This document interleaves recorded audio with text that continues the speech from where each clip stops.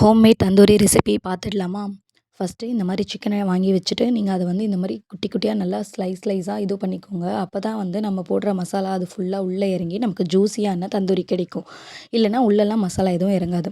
First நான் வந்து இஞ்சி பூண்டு பேஸ்ட் எடுத்திருக்கேன். தென் வந்து ஒரு கப்பு தயிர் எடுத்திருக்கேன். கூடவே வந்து ரெட் சில்லி பவுடர் எடுத்திருக்கேன். கொஞ்சம் கரம் மசாலா. இது வந்து சிக்கன் 65 மசாலா. நம்ம வேணும்னா தந்தூரி மசாலாவையும் ஆட் பண்ணிக்கலாம். இது வந்து குழம்பு மிளகாய் பொடி. வேறு எந்த மசாலாவுமே நான் ஆட் பண்ணல. இது மட்டும் தான் ஆட் பண்ணேன். இதுக்கே நமக்கு வந்து சூப்பரான டேஸ்ட் கிடைக்கும். இது வந்து உப்பு கொஞ்சம் ஆட் பண்ணியிருக்கேன்.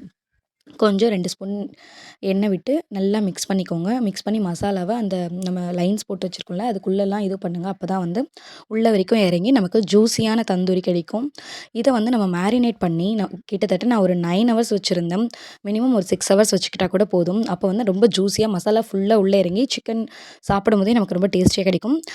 இது கூடவே கொஞ்சம் லெமன் போட்டு நம்ம மேரினேட் பண்ணி ஒரு 6 to 9 ஹவர்ஸ் வச்சுடுவோம். தென் வந்து நான் வந்து இத வந்து அவன்ல தான் செஞ்சேன். உங்களுக்கு தவா ஸ்டைல்ல எப்படி செய்யணுன்றது கேட்டிங்கனாலும் நெக்ஸ்ட் வீடியோவில் நான் உங்களுக்கு அதுக்காக செஞ்சு காட்டுறேன். இது வந்து இந்த சைட் 20 அந்த சைட் 20 மினிட்ஸ் வச்சு ஹீட் பண்ணி எடுத்துக்கிட்டாலே நமக்கு சூப்பரான தந்தூரி ரெடி ஆகிடும். இது மேலே இருக்கிற டஸ்ட்டை மட்டும் நம்ம கிளியர் பண்ணிக்கிட்டா போதும்.